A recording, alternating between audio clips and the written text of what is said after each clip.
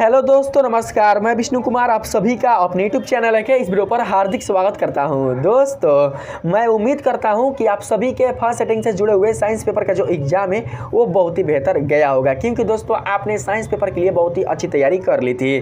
दोस्तों, मैं अपने इस वीडियो के माध्यम से आप लोगों को साइंस पेपर से जुड़े हुए कुछ जितने सारे ऑब्जेक्टिव प्रश्न हैं उसका सही मिलान करा दूंगा, जिससे कि दोस्तों आप लोगों को ये पता चल पाएगा कि आपने 40 प्रश्नों में से कितने प्रश्नों का सही उत्तर दे पाया है। तो आइए बाबू, बिना देर किए स्टार्ट करते हैं अपने आज के इस वीडियो क्लासेस को। दोस्तों, मैंने यहाँ पर जो प्रश्न पत्र का सेट लिया हुआ है वो मैंने लिया हुआ है सेट नंबर बी। अगर जिस किसी भी बच्चे के पास सेट बी होगा तो उनका क्वेश्चन बाबू आराम से मैच कर सकता है, लेकिन जिसके पास भी सेट बी नहीं होगा तो बाबू आप लोग क्वेश्चन के माध्यम से अपने पेपर के क्वेश्चन को मिलाइएगा और देखिएगा कि आपने उसमें सही जो आंसर है वो क्या दिया था। ठीक है, तो यहाँ पर दोस्तों हम लोग बात करते हैं पहले नंबर प्रश्न में। पहले नंबर प्रश्न में बताया जा रहा है Zn प्लस CuSO4 अभिक्रिया ZnSO4 प्लस CO ऊपर दी गई रासायनिक अभिक्रिया किस प्रकार की है। बाबू आप लोग इसमें देख सकते हैं कि जो जिंक है वह कॉपर को विस्थापित करके कॉपर के स्थान पर स्वयं अपना स्थान ग्रहण कर लिया है। कहने का मतलब ये हुआ कि कॉपर का विस्थापन जिंक के द्वारा कर दिया गया, इसलिए दोस्तों ये जो अभिक्रिया होगा यह एक प्रकार का विस्थापन अभिक्रिया होगा। तो पहला का जो सही आंसर होगा वो हो जाएगा ऑप्शन नंबर बी। तो आप लोग बाबू मिलाते रहिएगा। ठीक है, बात करते हैं हम लोग अगला 2 नंबर प्रश्न में। दूसरे नंबर प्रश्न में बताया जा रहा है आधुनिक आवर्त सारणी में दाईं से बाईं ओर जाने पर परमाणु का आकार क्या होता है बाबू। तो आधुनिक आवर्त सारणी में दाईं से बाईं ओर जाने पर परमाणु का जो आकार होता है वो बाबू घटता है। तो इसका जो सही आंसर होगा वो हो जाएगा ऑप्शन नंबर बी। ठीक है, यहाँ पर बात करते हैं हम लोग 3 नंबर प्रश्न में। तीसरे नंबर में बताया जा रहा है जब मैग्नीशियम फीता को जलाया जाता है तो उत्पन्न आग की लौ होती है। तो बाबू इसका जो सही आंसर होगा वो हो जाएगा ऑप्शन नंबर सी, चमकीला उजला। तो आप लोग इसे सिलेक्ट करके रखिएगा और मिलाइएगा कि आपने ये मारा है कि नहीं मारा है। 4 नंबर में बताया जा रहा है, 4 नंबर में है बाबू एथेन का आणविक सूत्र C2H6 है। इसमें बाबू आपको बताना है कि सहसंयोजक बंधनों की जो संख्या है वो कितनी है। तो 4 का बाबू जो सही आंसर होगा वो हो जाएगा ऑप्शन नंबर सी, यानी इसमें जो सहसंयोजक बंधन होंगे वो बाबू 7 गो होंगे। ठीक है, तो आप लोग याद रखिएगा। बात करते हैं हम लोग आगे 5 नंबर में। 5 नंबर में सवाल है आपका शल्य चिकित्सा में टूटी हड्डियों को जोड़ने के लिए प्रयुक्त होने वाला रासायनिक पदार्थ है। तब बाबू जानते हैं ये इसमें जो पदार्थ होगा वो हो जाएगा option number B, plaster of Paris. Plaster of Paris बाबू आपका राइट आंसर होगा। 6 नंबर सवाल में बताया जा रहा है निम्नांकित में कौन सा संयोजक यौगिक है। बाबू देखिए जो KCl है और जो मैग्नीशियम क्लोराइड है और जो सोडियम क्लोराइड है यह बाबू वैद्युत सहसंयोजक यौगिक है। सहसंयोजक भी नहीं है, वैद्युत संयोजक यौगिक है, सहसंयोजक नहीं है। लेकिन बाबू यहाँ पर जो आप CH4 देख रहे हैं यही सहसंयोजक यौगिक है, यानी कि यह वैद्युत संयोजक यौगिक नहीं है। तो 6 का जो सही आंसर होगा वो हो जाएगा ऑप्शन नंबर सी। तो आप लोग इसे समझकर रखना।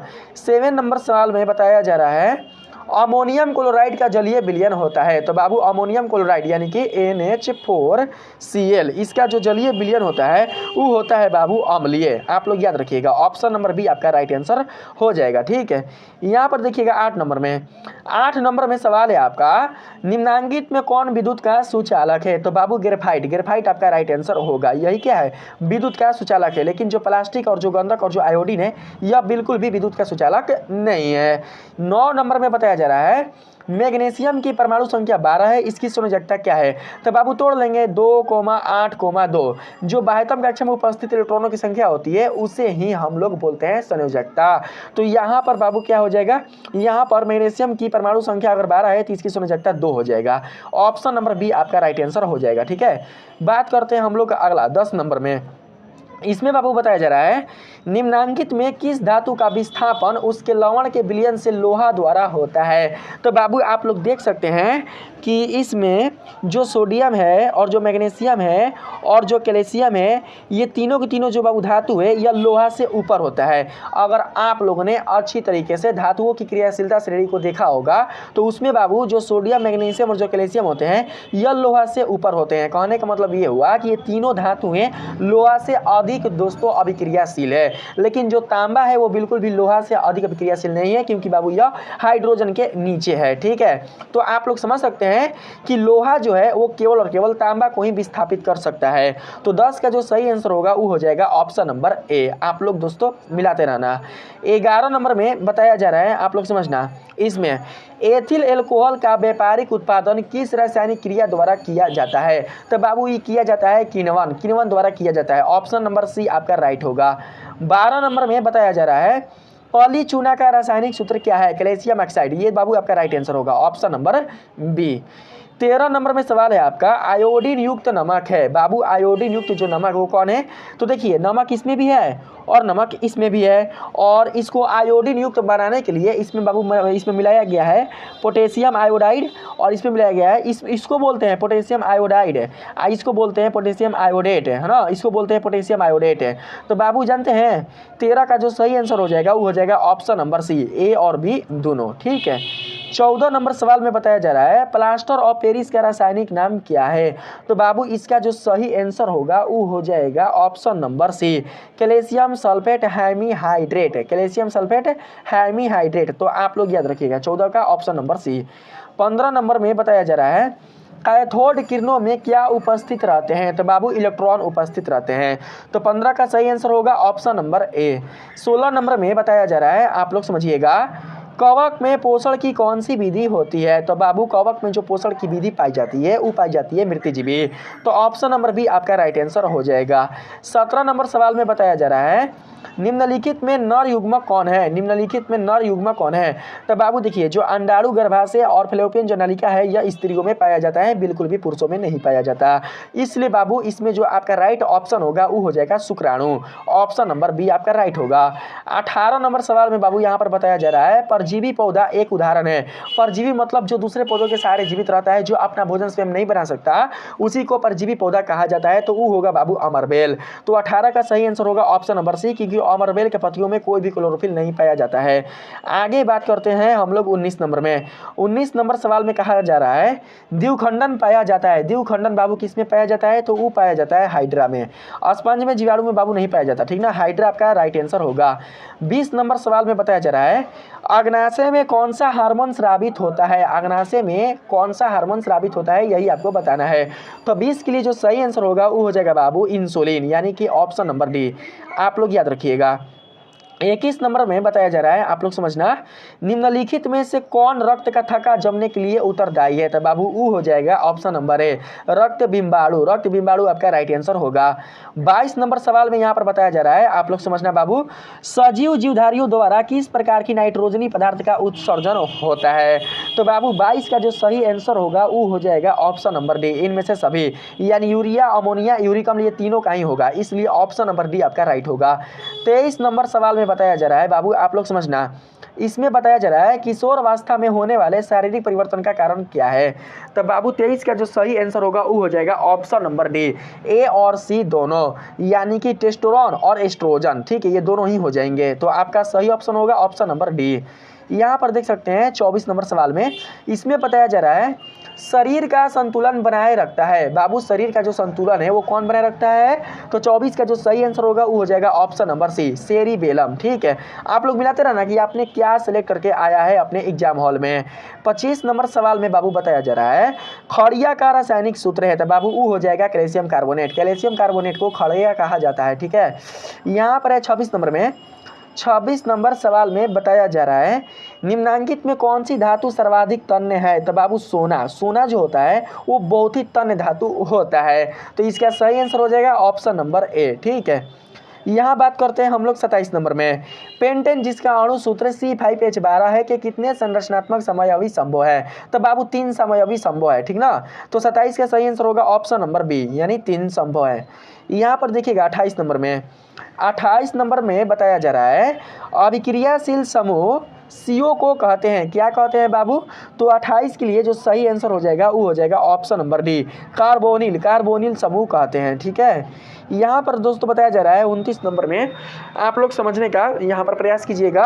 कोई धातु ऑक्सीजन के साथ अभिक्रिया कर उच्च गलनांक वाला यौगिक बनाता है, यह यौगिक जल में विलय भी है, वह तत्व निम्नांकित तत्वों में से कौन हो सकता है? तो बाबू जानते हैं 29 का जो सही आंसर होगा वो हो जाएगा कैल्शियम, यानी कि ऑप्शन नंबर सी आपका राइट होगा। 30 नंबर सवाल में बताया जा रहा है, आप लोग यहाँ पर ध्यान दीजिएगा। मालाचाइट, मालाचाइट किस धातु का अयस्क है? बाबू यहाँ पर क्या बोला है ना, मालाकाइट होता है, मालाचाइट नहीं होता है, मालाकाइट होता है। तो बाबू जानते हैं यह किस में पाया जाता है? ये पाया जाता है बाबू तांबा में, यानी कि कॉपर में। तो आपका जो सही ऑप्शन होगा वो हो जाएगा ऑप्शन नंबर बी। 31 नंबर सवाल में बाबू यहाँ पर बताया जा रहा है, आप लोग देख सकते हैं, लोहे पर जिंक परत लेपित करने की क्रिया को कहते हैं। तो बाबू गैल्वेनीकरण कहते हैं ना, ऑप्शन नंबर डी आपका राइट होगा। 32 नंबर सवाल में बताया जा रहा है, सिरका में कौन सा अम्ल पाया जाता है? तो एसिटिक अम्ल पाया जाता है। 32 का सही आंसर ऑप्शन नंबर ए होगा।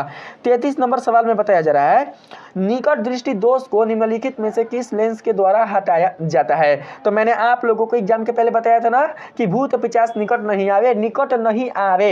तो निकट नहीं आवे यानी कि निकट, यानी निकट दृष्टि दोष, आवे मतलब अवतल लेंस। तो बाबू यहाँ पर हो जाएगा अवतल। अवतल आपका दोस्तों सही आंसर होगा। 33 का सही आंसर होगा ऑप्शन नंबर सी। 34 नंबर सवाल में यहाँ पर बताया जा रहा है, बहुत सारा दोस्तों ऐसा क्वेश्चन है आपके एग्जाम पेपर में जो कि दोस्तों लड़ा हुआ है, जो मैंने आप लोगों को एग्जाम से पहले जो क्वेश्चन मैंने प्रोवाइड कराया था। ठीक है, आप लोग जाकर मेरे वीडियो में दोस्तों आप लोग देख भी सकते हैं अगर मैं झूठ बोल रहा हूँ तो। नेत्र में प्रवेश करने वाली, यहाँ पर समझना आप लोग 34 नंबर में, नेत्र में प्रवेश करने वाली प्रकाश किरणों का अधिकांश अपवर्तन होता है। तो बाबू जानते हैं 34 का जो सही आंसर होगा वो हो जाएगा ऑप्शन नंबर सी, दृष्टि पटल के बाहरी पृष्ठ पर अपवर्तन होता है। ठीक ना, आगे बात करते हैं हम लोग यहाँ पर 35 नंबर में। 35 नंबर सवाल में बताया जा रहा है, निम्नलिखित में कौन लेंस की क्षमता का मात्रक है? तो बाबू डायऑप्टर, ये आपका सही आंसर होगा ऑप्शन नंबर ए। 36 नंबर सवाल में यहाँ पर बताया जा रहा है, मानव नेत्र में किस प्रकार का लेंस पाया जाता है? तो बाबू मानव नेत्र में पाया जाने वाला जो लेंस है वो होगा उत्तल। तो ऑप्शन नंबर ए आपका राइट होगा। 37 नंबर सवाल में यहाँ पर बताया जा रहा है, हजामत के लिए किस दर्पण का उपयोग होता है? बाबू सारे क्वेश्चन लड़ रहे हैं। ठीक है, मैंने एग्जाम के पहले आप लोगों को जो वीडियो प्रोवाइड किया था बाबू, उसमें से बहुत सारे क्वेश्चन आए हैं, आप लोग देख सकते हैं अगर मैं झूठ बोल रहा हूँ तो। 37 का जो सही आंसर होगा वो बाबू हो जाएगा ऑप्शन नंबर ए, अवतल दर्पण। ठीक है, 38 नंबर सवाल में बताया जा रहा है, किसी वस्तु का अवतल दर्पण द्वारा बना प्रतिबिंब आभासी, सीधा तथा वस्तु से बड़ा पाया गया तो वस्तु की स्थिति कहाँ होनी चाहिए? तो बाबू वस्तु की जो स्थिति है वो होनी चाहिए दर्पण के ध्रुव और मुख्य फोकस के बीच। तो बाबू इसका जो सही आंसर होगा वो हो जाएगा ऑप्शन नंबर डी, आप लोग समझकर रखना। 39 नंबर सवाल में यहाँ पर बताया जा रहा है, आप लोग ध्यान से समझना, प्रकाश की किरण को मोड़ने की क्षमता कहते हैं। प्रकाश की किरण को मोड़ने की जो क्षमता है वो बाबू क्या कहलाती है? तो वो कहलाती है लेंस की क्षमता। 39 का सही आंसर ऑप्शन नंबर ए हो जाएगा। आगे बात करते हैं 40 नंबर में, इसमें बताया जा रहा है, अवतल लेंस द्वारा प्राप्त प्रतिबिंब होता है। तो बाबू 40 का जो सही आंसर होगा वो हो जाएगा ऑप्शन नंबर डी, इनमें से सभी। जो अवतल लेंस होता है वो सब प्रकार का प्रतिबिंब बनाता है, छोटा भी बनाता है, सीधा भी बनाता है और आभासी भी बनाता है। तो सही ऑप्शन नंबर डी होगा। 41 नंबर सवाल में बताया जा रहा है बाबू, लेटकस पाया जाता है। लेटकस किस में पाया जाता है? तो 41 का सही आंसर होगा कनेर में, ऑप्शन नंबर सी। ठीक है, यहाँ पर देखिएगा 42 नंबर में, 42 नंबर सवाल में बताया जा रहा है, एंड्रोजेनस स्रावित होता है। एंड्रोजेंस स्रावित होता है किसमें बाबू? तो 42 का सही आंसर हो जाएगा ऑप्शन नंबर ए, अंडाशय द्वारा। अंडाशय द्वारा स्रावित होता है एंड्रोजेंस। ठीक है, 43 नंबर सवाल में बताया जा रहा है, वर्तिका भाग है। वर्तिका जो भाग है वो किसका है बाबू? तो 43 का जो सही आंसर होगा वो हो जाएगा ऑप्शन नंबर सी, अंडाशय का ना, आपका राइट होगा। 44 नंबर सवाल में बताया जा रहा है, ग्रहणी भाग है। ग्रहणी किसका भाग है बाबू? तो वो हो जाएगा छोटी आंत का, ऑप्शन नंबर डी आपका राइट आंसर हो जाएगा। 45 नंबर सवाल में बताया जा रहा है, मनुष्य में नासिका छिद्र, लैरिंग्स, ट्रैकिया तथा फेफड़ा मिलकर बनाते हैं। ये भी बाबू लड़ गया ना, तो ये जानते क्या बनाते हैं? ये बनाते हैं श्वसन तंत्र। श्वसन तंत्र आपका राइट आंसर होगा ऑप्शन नंबर बी। यहाँ पर बात करते हैं हम लोग बाबू 46 नंबर प्रश्न में। 46 नंबर में बताया जा रहा है पादप में जाइलम उत्तरदायी है। पादप में जो जाइलम है वो बाबू किसके लिए उत्तरदायी है, तो वो बाबू जल के लिए उत्तरदायी है। 46 के लिए जो सही आंसर होगा वो हो जाएगा ऑप्शन नंबर सी, जल संवहन के लिए उत्तरदायी है। 47 नंबर में बताया जा रहा है, यहाँ पर थोड़ा सा मैं नीचे कर लेता हूँ, आप लोग देखिएगा। जिबेरलिन है, जिबेरलिन क्या है बाबू, तो यह एक प्रकार का पादप हार्मोन है। 47 का सही आंसर ऑप्शन नंबर ए होगा, ठीक है। 48 नंबर सवाल में बताया जा रहा है पत्तियों का मुरझाना किस पादप हार्मोन के कारण होता है, तो बाबू 48 के लिए जो सही आंसर होगा वो हो जाएगा एब्सिसिक अम्ल, यानी ऑप्शन नंबर बी आपका राइट आंसर हो जाएगा। 49 नंबर सवाल में यहाँ पर बताया जा रहा है फोकस दूरी 20 सेंटीमीटर के अवतल दर्पण की वक्रता त्रिज्या होगी, तो बाबू अगर फोकस दूरी रहेगा 20 तो इसका जो वक्रता त्रिज्या है वो हो जाएगा 40, क्योंकि आपको पता है कि अवतल दर्पण की फोकस जो दूरी होती है वो दोस्तों उसके वक्रता त्रिज्या की आधी होती है। इसका मतलब जो वक्रता त्रिज्या होगा वो फोकस दूरी का दुगना होगा, तो 40 सेंटीमीटर, यानी ऑप्शन नंबर सी आपका राइट होगा। 50 नंबर सवाल में यहाँ पर बताया जा रहा है, आप लोग समझना, कांच की एक समानांतर पट्टिका पर श्वेत किरण तिरछी आपतित होती है, निम्नांकित प्रथम अपवर्तन के साथ घटित होगा। निम्नांकित में कौन है, प्रथम अपवर्तन के साथ घटित होगा, तो बाबू विचलन, विचलन आपका राइट आंसर होगा ऑप्शन नंबर ए। 51 नंबर में देखिएगा, इसमें बताया जा रहा है घरेलू विद्युत परिपथ में उदासीन तार का रंग होता है कैसा, तो बाबू काला, काला होता है ना। यहाँ पर देखना 52 नंबर में बताया जा रहा है किस युक्ति में विभक्त वलय दिक् परिवर्तक का कार्य करता है, इहो लड़ा है, तो बाबू इसका जो सही आंसर हो जाएगा वो हो जाएगा यहाँ पर ऑप्शन नंबर डी, विद्युत जनित्र। विद्युत जनित्र आपका राइट आंसर होगा। 53 नंबर सवाल में बताया जा रहा है, आप लोग समझना, सौर ऊर्जा को सीधे विद्युत में बदलने वाली युक्ति को कहते हैं, तो बाबू सौर सेल। 53 का सही आंसर होगा ऑप्शन नंबर सी, सौर सेल। 54 नंबर सवाल में बताया जा रहा है एक विद्युत बल्ब के तंतु का प्रतिरोध 1200 ओम है, यह बल्ब 220 वोल्ट के विद्युत स्रोत से कितनी विद्युत धारा लेगा, तो बाबू यह लेगा जानते हैं कितना, ये 54 का जो सही आंसर हो जाएगा वो हो जाएगा बाबू यहाँ पर 0.18 एम्पियर। हाँ बाबू यही राइट आंसर होगा ऑप्शन नंबर डी, ठीक है। यहाँ पर देखना 55 नंबर में, इसमें बाबू बताया जा रहा है एक सेल का विद्युत वाहक बल 1.5 वोल्ट है, 1 कूलम आवेश गुजारने पर कार्य होगा। आपको बाबू कार्य बताना है, तो सिंपल है, आप लोग कैलकुलेशन कर कार्य निकाल सकते हैं। तो 55 के लिए जो सही आंसर हो जाएगा वो हो जाएगा बाबू यहाँ पर 1.5 वोल्ट हो जाएगा, ठीक ना, यहाँ पर। तो ऑप्शन नंबर ये आपका राइट आंसर होगा, ठीक है। बात करते हैं हम लोग बाबू, यहाँ पर सही है ना, कार्य का जो एसआई मात्रक होता है वो तो जूल होता है, तो हल कैसे होगा, ये नहीं होगा, 1.5 होगा लेकिन वोल्ट में नहीं होगा, जूल में होगा, तो बाबू जानते हैं ऑप्शन नंबर सी आपका राइट होगा, ऑप्शन नंबर सी आपका राइट होगा। 55 का सही आंसर होगा ऑप्शन नंबर सी, तो आप लोग याद रखिएगा, ठीक है, ए नहीं होगा। 56 नंबर में बताया जा रहा है इंद्रधनुष रंगीन क्यों होता है, जल कण द्वारा श्वेत प्रकाश के बड़ विक्षेपण के कारण, बाबू यही आपका राइट आंसर होगा। तो ऑप्शन नंबर ए बाबू हम लोग सेलेक्ट करके देखेंगे, ठीक है। यहाँ पर देखिए 57 नंबर में, इसमें बताया जा रहा है वायु का निरपेक्ष अपवर्तनांक वास्तव में होता है, तो बाबू जानते हैं वायु का जो निरपेक्ष अपवर्तनांक होता है वो होता है 1.008, यानी 1 से कुछ ज़्यादा है ना, तो 1 से अधिक होगा ना, ऑप्शन नंबर बी आपका राइट होगा।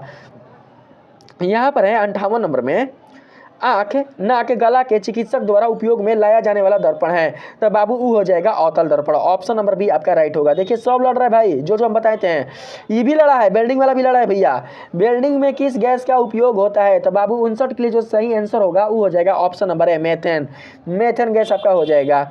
60 नंबर सवाल में बताया जा रहा है एल्किन का समान सूत्र है, तो बाबू वो होता है CnH2n, ऑप्शन नंबर सी आपका राइट आंसर हो जाएगा एल्किन का। 61 नंबर प्रश्न में बताया जा रहा है निम्न में से कौन सा स्वच्छ ऊर्जा स्रोत है, तो बाबू जो स्वच्छ ऊर्जा है वो कोयला भी है, लकड़ी भी है और प्राकृतिक गैस भी है, क्योंकि ये तीनों के तीनों प्राकृतिक में ही पाए जाते हैं, इसलिए इसका जो सही आंसर होगा वो हो जाएगा ऑप्शन नंबर डी, इनमें से सभी। 62 नंबर सवाल में बाबू बताया जा रहा है हमारा शरीर किस pH परास के बीच कार्य करता है, तो बाबू इसका सही आंसर होगा ऑप्शन नंबर डी, 7.0 से 7.8 तक, ठीक है। 63 नंबर सवाल में बाबू बताया जा रहा है ग्लूकोज का रासायनिक सूत्र निम्नलिखित में कौन है, तो बाबू हो जाएगा C6H12O6, यही आपका राइट आंसर होगा।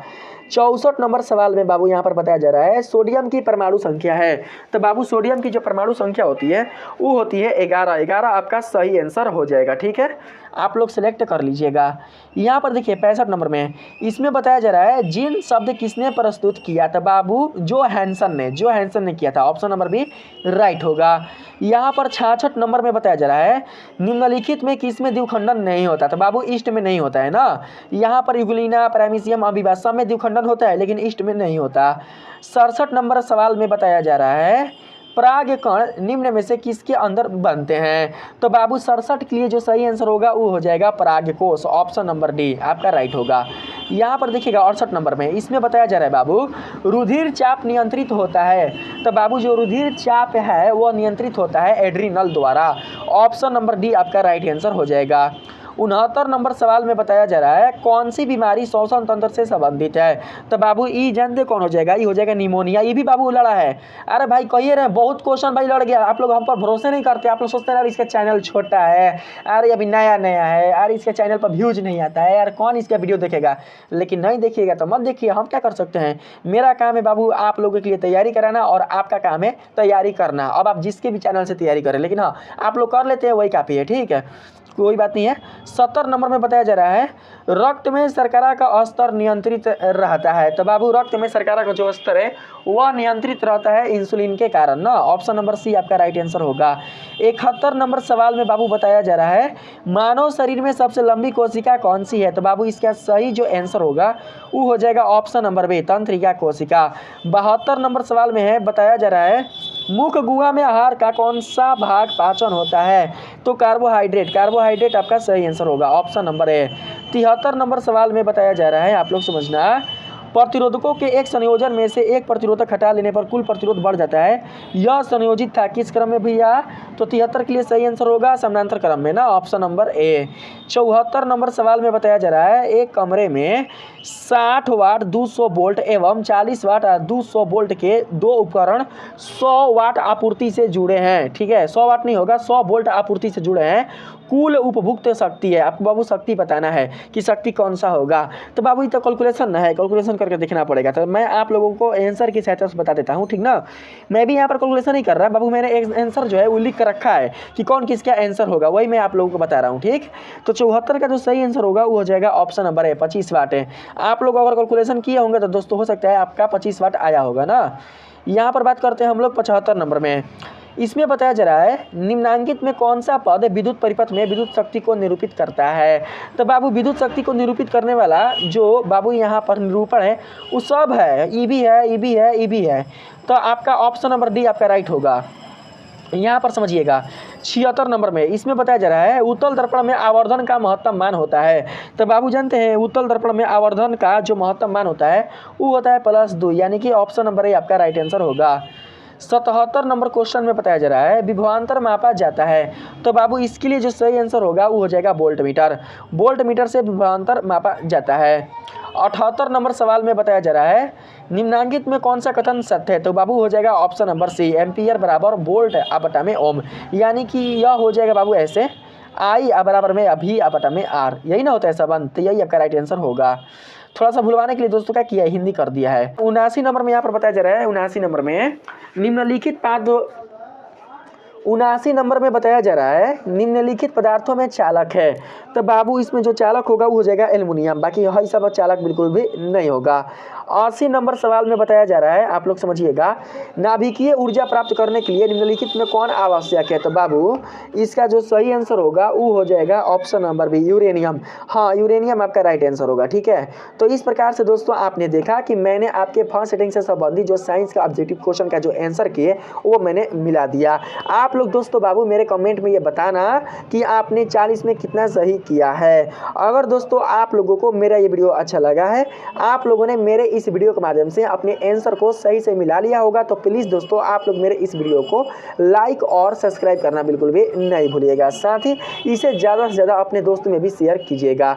मिलते हैं फिर से एक नए वीडियो के साथ, तब तक के लिए धन्यवाद।